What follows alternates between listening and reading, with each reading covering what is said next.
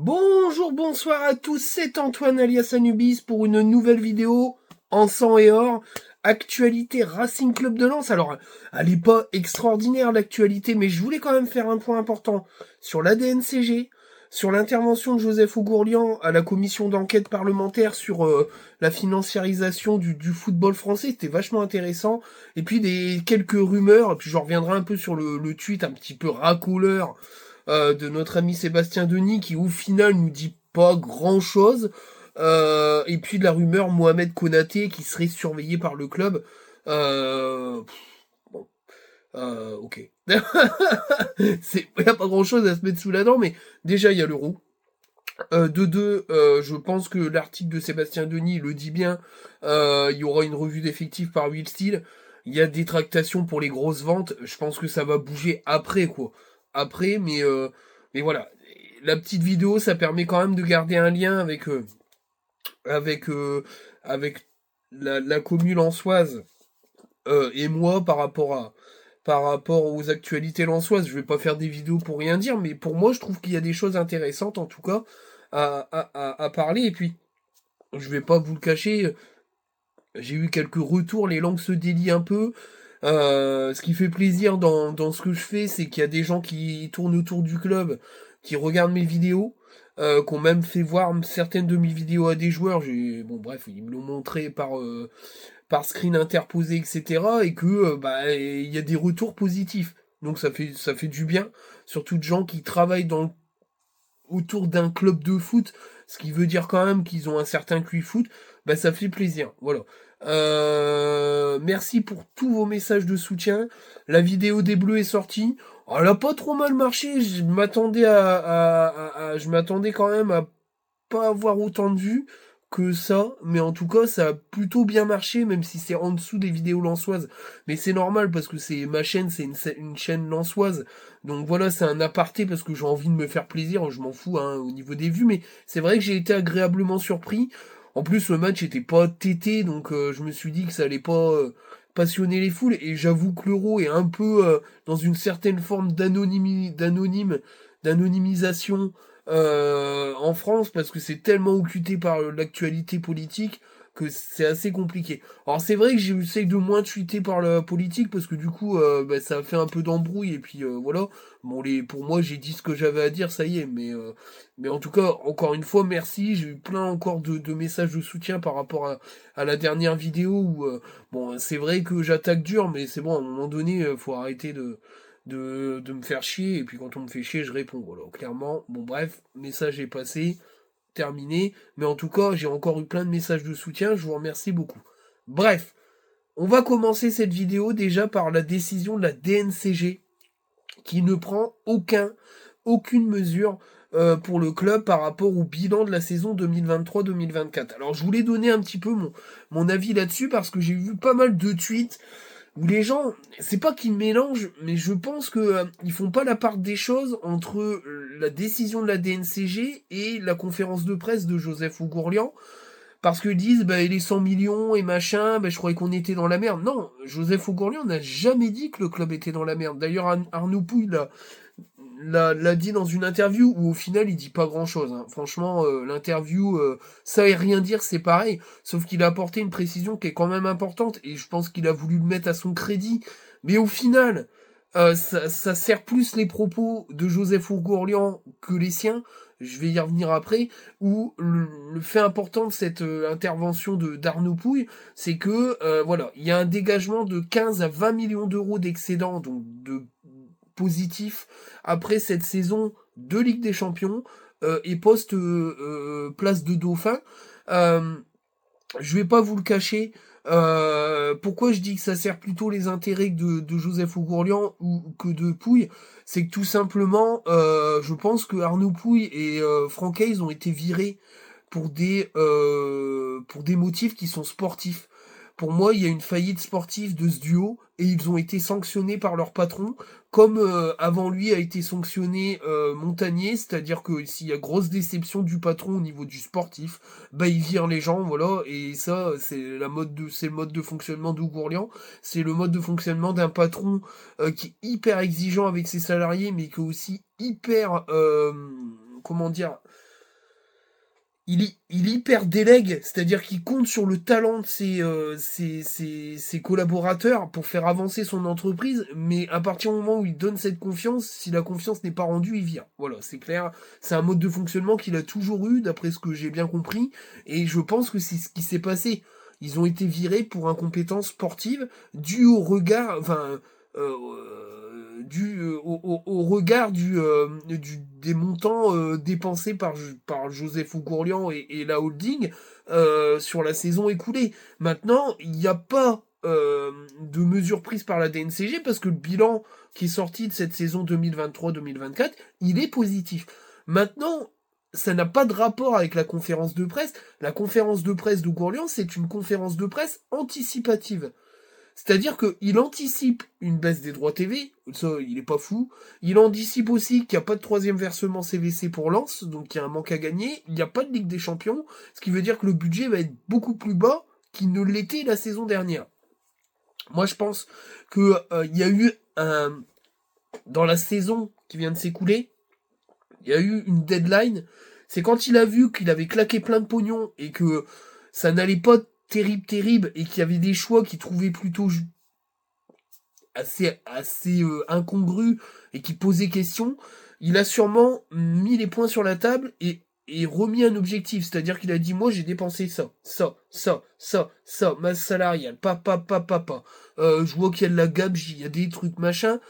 Voilà. Objectif, c'est top 4, top 5 minimum. Voilà. Et je pense que ça n'a pas été accepté par Franck Hayes, qui avait sûrement pas voulu qu'on lui mette de la pression et qui a sûrement pas voulu que le président vienne foutre son nez dans des objectifs sportifs qui étaient sûrement déterminés par lui, Arnaud Pouille et peut-être Hébert, parce que Hébert c'était quand même un peu le kleps de ces deux-là. C'est pour ça aussi qu'il a été viré, parce que c'était un mec qui avait pas vraiment de pouvoir ni de poids dans ce duo-là.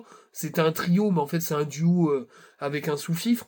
Et je pense que le fait que Joseph Ougourlian dise maintenant il y a ça comme objectif au regard de ce que nous avons dépensé, bah, je pense que ça n'a pas plu à Franck Hayes et il a décidé de se barrer dès que c'est venu sur la table. Et je pense que comme il a fini 7ème avec la chatte qu'il a, c'est-à-dire qu'il finit européen alors qu'on ne le mérite pas du tout sur les 2-3 derniers mois où on est complètement en perdition, bah il s'est fait virer. Et du coup, cette 7ème place, au niveau du contre-coup CVC, droit TV, pas de Ligue des Champions, ben, il est obligé de vendre pour stabiliser le club pour la saison prochaine, pour pas se retrouver à faire face à une décision de la DNCG d'obligation de vente ou de limitation du recrutement. En fait, il est en train de bosser son budget pour la DNCG de la saison prochaine. C'est ça qu'il faut comprendre. C'est-à-dire qu'au final, le budget 2023-2024 est une réussite en termes économiques, puisque le club est dans le positif. Mais c'est pas assez pour pouvoir contrebalancer les contre-coups que je viens de dire, et c'est pour ça qu'il y a un échec financier de la part d'Arnaud Pouille, qui a été vraiment appuyé par... qui a vraiment été appuyé par Joseph Ougourlian en mode bah ouais les gars c'est pas possible quoi, c'est pas possible, nous on peut pas faire la Ligue des Champions avec un gros budget et terminer qu'avec 15 millions d'euros de plus-value, c'est pas possible, voilà. Et c'est ce qu'il a clairement dit dans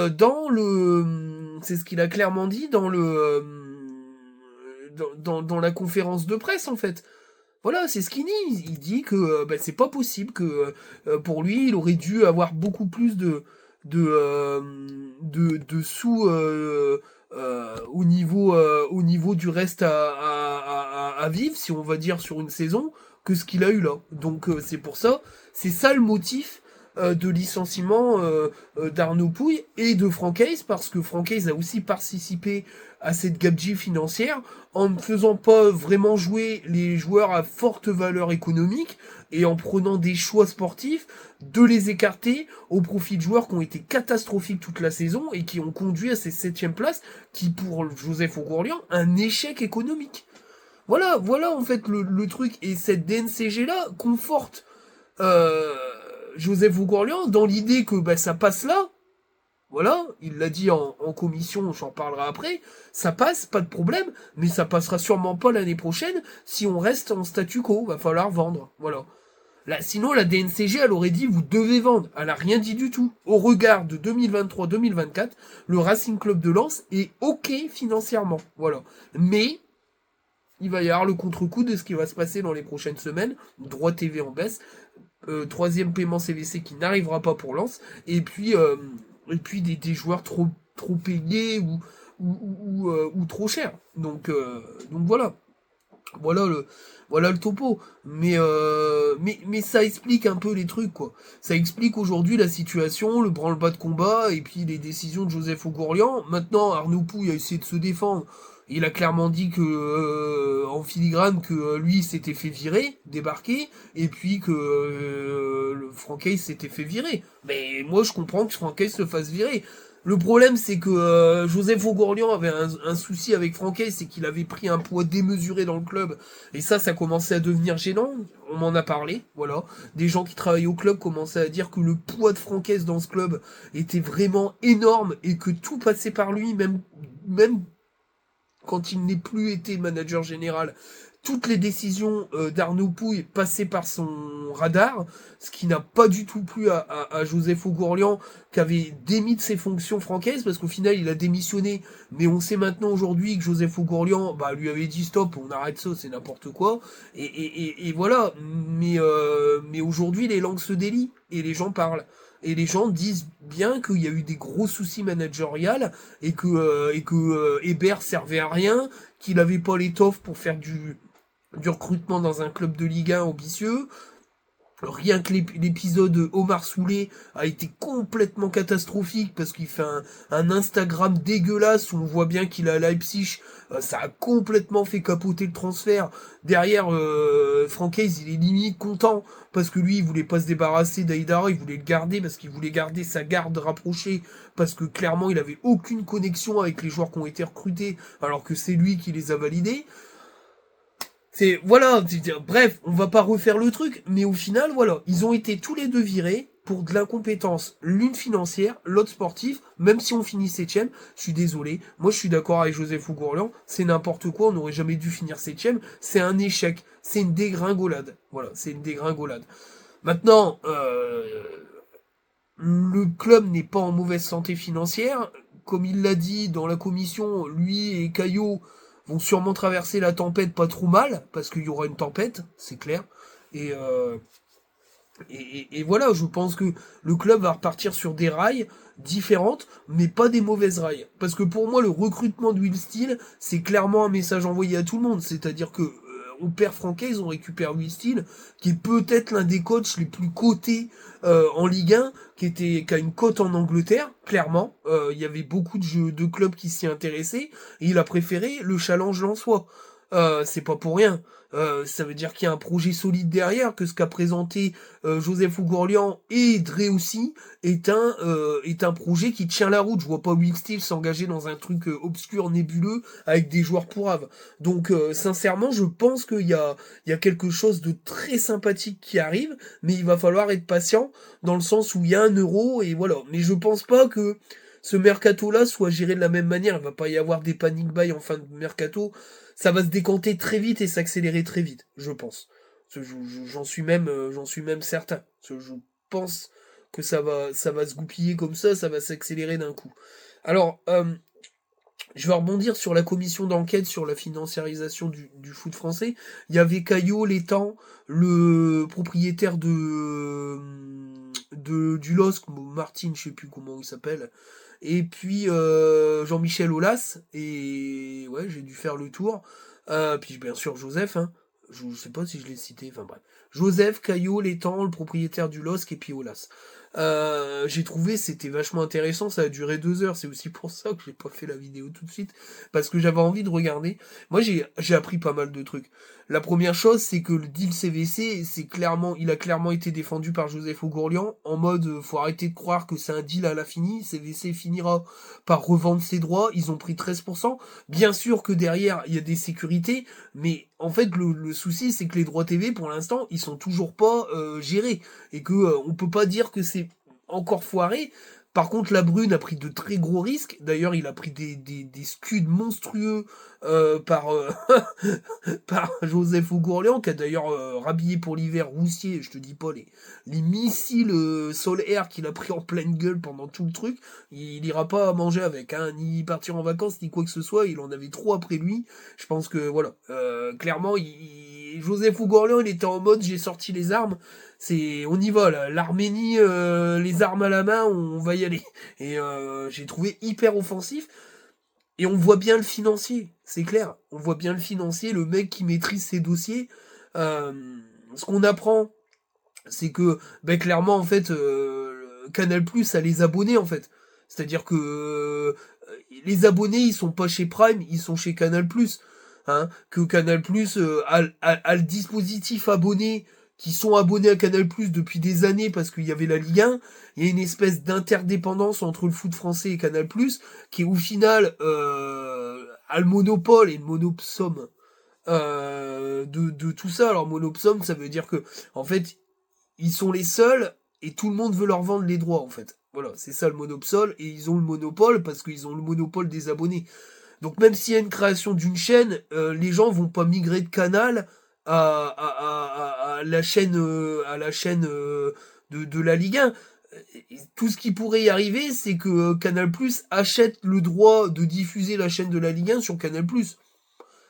Après, c'est vrai que ce qui est intéressant, c'est qu'ils disent que au final, Canal+, quand ils ont voulu baiser tout le monde et faire chuter à mort les enchères, au final, ils ont fini par acheter 320 millions d'euros de matchs en prime de Ligue 1. Donc ça veut dire ce que ça veut dire. Au final, et les rachats des rachats, ben, ça donne un peu une idée du prix du foot français. Je pense que c'est pas du tout le milliard, mais on n'est pas loin des 600 ou 700 millions d'euros pour moi, parce que c'est un championnat qui est quand même intéressant. Maintenant, comme l'a dit Joseph Ougourlian, et c'était ça aussi qui était intéressant, c'est qu'il a expliqué un peu le prix un peu du foot français. En fait, le prix du foot français, en fait, c'est un produit qui se valorise en lui donnant de l'argent. C'est-à-dire que plus on donne de l'argent au foot français, plus il recrute, plus il devient un produit important, attirant, et qu'attire les téléspectateurs.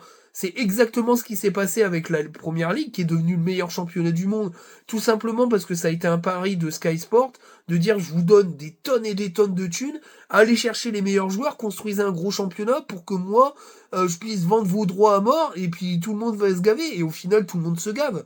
Donc ils veulent faire ça avec un peu 20 ans de retard. Le CVC, comme ils les expliquent, c'est pareil, parce que dans la commission, ils se disent, bah, CVC, ils planchent sur 800 millions, etc. Mais c'est n'importe quoi. Sauf qu'il n'y avait pas que le CVC, il y en avait trois de finalistes. Et les trois, ils étaient pas si loin que ça. D'ailleurs, ce qui est assez marrant, c'est que Canal+ fait aujourd'hui la boudette. Quand Mediapro arrive avec ses 700 ou 800 millions d'euros, je ne sais plus, Canal+, ils sont pas loin derrière, au final. Hein. Donc, vous voyez, Canal+, en fait, ils sont deg de s'être fait voler les droits par Mediapro, et ils font payer la Ligue 1. Et ça, il l'avait dit, hein. Le patron de... Pardon. Patron de Canal+, le propriétaire de Canal+, il avait dit, je vais faire pleurer des larmes de sang à la Ligue de football professionnelle, et c'est ce qu'ils essayent de faire au final. Mais c'était vachement intéressant. Moi, je trouve que Ougourlian, il a été très didacticiel dans son explication. Maintenant, on peut ne pas adhérer à ce système-là, mais en tout cas, c'est la réalité du football actuel. Ce qui bloque aujourd'hui, c'est les droits TV. Voilà. Mais faire un deal à 1,5 milliard d'euros, je suis désolé, mais c'est un énorme deal. Maintenant, la distribution, elle est peut-être pas, comment dire, elle est peut-être pas cool, mais de toute façon, comme l'a dit Ola, si c'est la merde, ils vont refaire la distribution, c'est obligé, pour éviter que tous les clubs se cassent la gueule. Mais ça, après, c'est malheureusement l'histoire des droits TV, et je pense qu'aujourd'hui, la Brune a mal géré le truc, et c'est normal qu'ils prennent des scuds. Donc c'était vachement intéressant. Après, il y a eu une autre entente, enfin, une autre commission, ont été entendus les membres de CVC. Bon, je n'ai pas eu le temps d'écouter, hein, clairement, mais bon, apparemment, CVC, c'est un conglomérat d'actionnaires, dont certains viendraient d'Arabie Saoudite. Je vois pas pourquoi ça poserait problème. C'est un conglomérat d'actionnariat, c'est un conglomérat d'actionnariat. En tout cas, CVC, ils ont l'air solides, c'est pas un problème financier. Voilà. Bon, on apprend que la Brune, il se fait des putains de paye avec le CVC, mais ça, On se doutait bien que le filou, il allait s'en mettre plein les poches avec ce deal. Donc apparemment, il y a des rétrofactures à la ligue, puis paf, paf, paf, allez, vas-y. C'est chaud quand même. Mais bon, la Brune, on le sait, hein, c'est... Voilà. Il n'y a rien d'étonnant à le voir taper dans la gourde, hein, clairement. Donc voilà un petit peu par rapport à ça. J'espère que mes explications sont claires. Mais voilà. La DNCG, feu vert parce que la saison finit dans le vert. Les 100 millions d'euros de vente brute, bon, donc du coup, on est sur du net à 47-50 millions d'euros, si j'ai bien compris. Bah, c'est pour anticiper la fin de saison prochaine, pour éviter de pleurer, en espérant aller se battre pour les places européennes, même si le club, il est calibré pour une 8e place budgétaire avec des ventes. Je pense que c'est ça qui a été provisionné et peut-être montré déjà la DNCG. Parce que la DNCG, on montre un bilan, puis on montre une projection. Donc je pense que tout ça a été montré, que la DNCG a dit banco. Et je pense que voilà, ils vont construire un effectif pour aller chercher cette 7e place minimum. Euh, voilà. Et donc du coup, Pouille viré parce qu'il a pas assez mis d'argent de côté et Francaise viré parce qu'il il est viandé sur la dernière partie de saison. De toute façon, tu peux pas faire un point face aux 3 derniers qui sont éclatés au sol. Pour moi, c'est une faute technique qui l'a déjà disqualifié depuis longtemps. Voilà. Mais bon, pour moi, il était déjà mort depuis l'été. Hein. Comme je l'ai dit, quand tu dis au sortir d'une élection de meilleur entraîneur que tu vas pas rester, bah tu restes pas, quoi, tu fais pas chier le monde. Résultat, pour aller à Nice, qui d'après ce que j'ai compris va finir par devenir le Strasbourg de Manchester United, bah enfin bref, Osef, il se démerde avec son projet de merde. Bref, c'est pas sportivement qu'il part là-bas, je pense qu'il part là-bas pour le soleil, et qu'à Marseille c'était oblitéré, et qu'ils avaient deux Herbie et contre Cessao, et que c'était pour eux plus fort que Francaise, donc... Voilà, il sera à Nice, il fera peut-être des bons résultats parce qu'il sait faire jouer ses équipes. On n'est pas en train de dire que c'est un mauvais coach, hein, mais il a foiré sa dernière saison chez nous. Je pense que c'était la saison de trop. Avec le recul, je pense qu'il aurait dû partir, mais le problème c'est que il y avait peut-être personne de dispo pour aller jouer la Ligue des Champions de son niveau, quoi. Donc voilà. Pardon. Je pense que, excusez-moi, je suis un peu pris. Je pense que le timing de son départ est au final bon parce que ça correspond au timing du départ de Steele et que Steele c'était l'héritier naturel de Francaise. Et voilà, moi je pense que Steele va être très intéressant et surtout dans sa gestion des joueurs internationaux. Voilà. Rebondissement sur les joueurs, on va parler un petit peu des rumeurs. Alors, il y a deux rumeurs qui semblent quand même un peu what the fuck dans la réalisation, mais toujours crédibles, parce que j'en ai discuté avec certains suiveurs. C'est Jonathan Varane. Ouais, non, Jonathan Varane, ça serait crédible, en même temps c'est plus faisable que son frère. Bien sûr, Raphaël Varane, je m'en doutais que je finirais par faire le lapsus.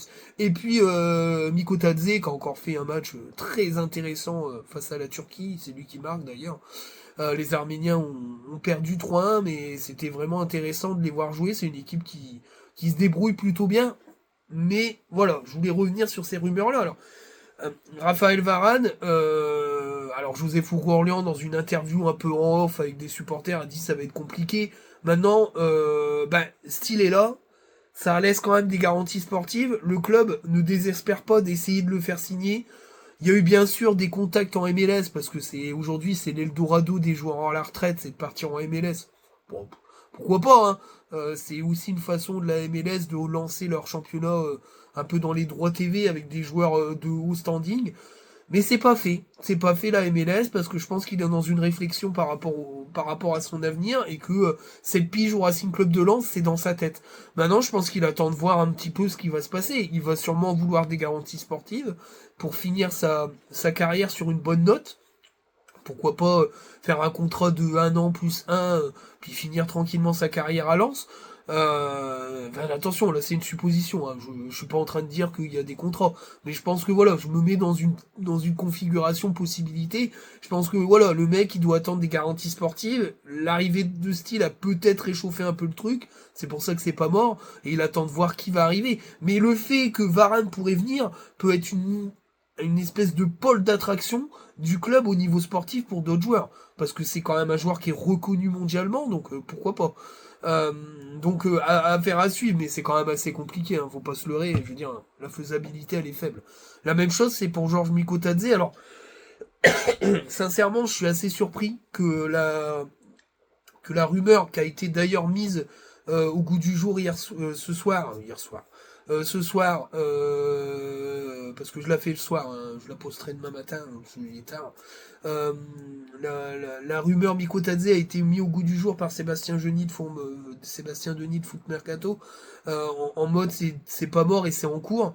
Sauf que ça va être très compliqué. Je pense qu'il y a 90% de chances qu'il aille à Monaco, même s'il a refroidi quand même la piste lui-même par message. Je pense qu'il n'est pas insensible à Pierre Drey aussi. Je pense qu'il y a un lien fort avec le directeur sportif Lançois et même le directeur général, directeur sportif Lançois et le joueur arménien. Je pense que sincèrement, euh, il y a des liens entre lui et Dre aussi, et peut-être qu'il n'est pas insensible du coup au fait de rejoindre Dre aussi dans un club qui d'une joue l'Europe, de deux reste un club familial, et de trois il sait très bien que là-bas il va pouvoir s'éclater et il va jouer avec Will Steele. Monaco c'est bien, mais je pense que il y a la Ligue des Champions, mais je pense que peut-être que la destination le hype pas trop, c'est possible. Et le retour dans le club formateur lyonnais, c'est une chose, mais financièrement Lyon n'y arrivera pas. Et je pense que l'arrivée de Thiago Almada, puisque Thiago Almada va partir à Botafogo, qui est un club de, euh, de Textor, qui va sûrement le prêter, les enculés, mais bon, c'est comme ça. Moi je trouve que ce business lyonnais est quand même un peu, c'est pour moi c'est pas bien au final. Parce qu'ils vont recruter plein de joueurs comme ça, c'est-à-dire que ils vont aller chercher les thunes dans d'autres clubs et ces clubs-là vont servir en fait de source d'argent supplémentaire pour Lyon. Donc il va y en avoir plein des recrutements comme ça. Des joueurs recrutés par les clubs satellites et prêtés à Lyon avec option d'achat. Moi je trouve ça complètement fou, mais bon. C'est une méthode, hein. C'est une méthode dégueulasse, mais c'est une méthode quand même. Mais en tout cas, Thiago Almada se rapprocherait de Lyon, lui qui a été beaucoup ciblé par Lens. À l'époque, J-Solfi et ce ciblage a continué, sauf que là, bah, c'est clairement, il n'y a plus de J-Solfi, et puis il y a trop de troubles, et il part à Lyon, parce que Lyon va jouer une Coupe d'Europe plus huppée que comment dire, que Lens, et puis voilà, il a sûrement des salaires hyper attractifs qui vont être payés par Botafogo, parce que enfin voilà, c'est des montages financiers de merde, mais c'est comme ça, on peut pas trop lutter là-dessus. Et, euh, et voilà, je pense que Mikotadze, peut-être, il s'est fait quand même jeter comme une merde par Lyon. Est-ce que c'est pas forcément. Enfin voilà, et Lacazette a décidé de rester à Lyon, ce qui est un super gars, parce que franchement, c'est un mec très attaché à son club. Il aurait pu partir se mettre bien là-bas aux Émirats. Résultat, il a décidé de rester à Lyon pour jouer l'Europe avec Lyon. C'est un super coup des Lyonnais, et je pense que du coup ça doit freiner l'arrivée de Mikotadze, parce que je vois pas comment il peut jouer avec Mikotadze. C'est un peu compliqué. Après, est-ce qu'ils vont faire de la vente? Est-ce que une des recrues hivernales va être vendue, va faire une culbute dessus? J'en sais rien. Mais en tout cas, voilà. Ce qui veut dire que l'horizon n'est pas bouché, et donc ça permet de rêver. Mais après, voilà, c'est pareil, c'est comme Varane, pour moi c'est très faible, hein. Pour moi, il est à Monaco déjà. Mais bon, il fait monter les enchères, il a le droit, hein. Puis Metz, ils sont gourmands, donc. Mais le dossier est pas fermé. Voilà. Alors, ce que dit l'article de Foot Mercato ne nous apprend pas grand chose, mais que des ventes vont être programmées, que Thomasson, Fujini, Samed sont poussés vers la sortie. Bon, ça c'est logique, ils ont été éclatax. Les trois, de toute façon, ils ont été très décevants. Deux éclatax, un décevant. Je pense que voilà, ils vont se séparer de joueurs qui ont quand même des salaires intéressants. Samed, il a plutôt une cote en Angleterre. Si on peut en tirer 10 millions, bah, ça sera très bien. Et puis, Buxa a beaucoup de touches. Je pense que son euro, s'il est plutôt pas dégueu, il finira par être vendu plutôt bon, plutôt bien et assez vite. Samba, ça va faire partie des joueurs qui vont être sûrement sollicités. Danso, il a déjà des touches partout, mais comme je l'ai expliqué, c'est l'Angleterre sur lequel il va aller. Il est déjà quasi d'accord avec un club de première ligue, puisque comme je vous l'ai dit, il a demandé à des gens qui s'occupent de lui au quotidien à Lens, de l'accompagner lui et sa famille en Angleterre. Donc je pense qu'il a déjà des grosses touches là-bas. Euh, Alors le Cardinal va partir à Brest pour 2 millions d'euros. Là, bref, on s'est fait culbuter là-dessus, je te dis pas, mais enfin bon. On arrivera quand même peut-être à tirer 2 millions d'euros. On va pas cracher dessus. Guy Lavogui, bah, ça va dégager s'il y a une belle offre. Hein. Si ça dégage pas, ça sera prêté. Hein. Je vois pas ce qu'il fout dans l'effectif déjà, donc je pense que voilà, ils vont essayer de trouver un point de chute à ce gars-là. Mais voilà, il va y avoir un grand remue-ménage et une revue d'effectifs par Will Steele des joueurs qui sont pas forcément déjà poussés vers la sortie. J'ai bien sûr pas parlé de Spearings, mais vu la tête de con, il est dégagé déjà du système, j'en parle même pas. Donc voilà, au final, on est sur ça. Donc on n'apprend pas grand-chose, mais ça commence à bouger vraiment dans le sens des départs. Il va y avoir une machine à laver et une tabula rasa qui va être assez puissante. Ce qui veut dire qu'on va avoir un mercato d'entrée assez actif au final. Avec, je pense, quand même des surprises, c'est-à-dire qu'il y aura sûrement des postes laissés vacants qui seront remplis par le centre de formation. Notamment Chichouba qui va être appelé à avoir beaucoup plus de temps de jeu, je pense. C'est un souhait du club et surtout de Joseph Ogourlian. Et sûrement peut-être des postes de doublure qui seront prises par des jeunes du club. Ben pourquoi pas? Pourquoi pas? Je veux dire, après tout, il faut essayer. Puis Will Steele sait très bien faire jouer ces jeunes joueurs. Euh, Moi, j'en ai parlé avec des supporters rémois. La piste Mounetsi, Marshall Mounetsi, est absolument pas utopique. Clairement, le joueur, il suivrait bien Will Steele à Lens. Il n'est pas forcément dans les papiers du club, c'est-à-dire ils souhaitent pas forcément le garder, donc ils vont sûrement le vendre.